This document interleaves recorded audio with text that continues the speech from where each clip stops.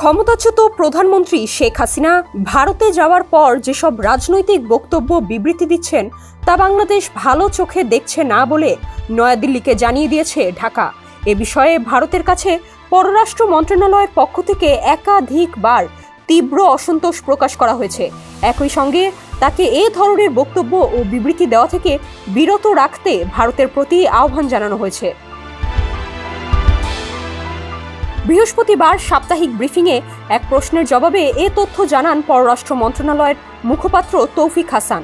বলেন, সাবেক প্রধানমন্ত্রী ভারতে থেকে মোবাইল ফোন ব্যবহার বা বিবৃতি দিচ্ছেন তা ভালোভাবে দেখছে না ঢাকা। এটি দিল্লিকে বারবার জানানো হয়েছে। শেখ হাসিনা ভারতের মাটিতে বসে ফোন ও ইন্টারনেট ব্যবহার করে যেসব দেশদ্রোহী বক্তব্য দিচ্ছেন সে ব্যাপারে পররাষ্ট্র মন্ত্রণালয় কোনো পদক্ষেপ নিয়েছে কিনা এমন প্রশ্ন করেন একজন সাংবাদিক। উত্তরে তৌফিক হাসান বলেন, পররাষ্ট্র মন্ত্রণালয় একাধিকবার বাংলাদেশে ভারতীয় হাই কমিশনার ও ভারত সরকারকে বিষয়টি জানিয়েছে।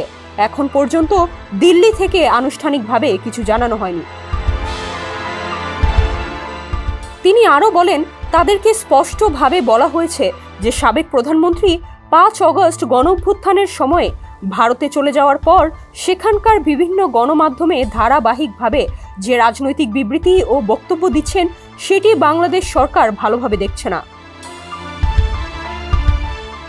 তৌফিক হাসান আরও বলেন, এ ব্যাপারে সরকারের তীব্র অসন্তুষ্টি প্রকাশের পাশাপাশি সাবেক প্রধানমন্ত্রীকে এ ধরনের বক্তব্য ও বিবৃতি দেওয়া থেকে বিরত রাখতে ভারতকে আহ্বান জানানো হয়েছে।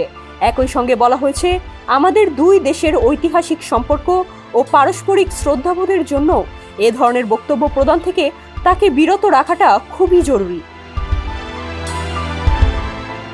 এর আগে গত সেপ্টেম্বরে ভারতীয় বার্তা সংস্থা পিটিআইকে দেওয়া এক সাক্ষাৎকারে ভারতে বসে সাবেক প্রধানমন্ত্রী শেখ হাসিনার বক্তব্য বিবৃতি দেওয়ার বিষয়টিকে দেশটির অবন্ধুসুলভ আচরণ বলে বর্ণনা করেন অন্তর্বর্তী সরকারের প্রধান ডক্টর মোহাম্মদ ইউনুস।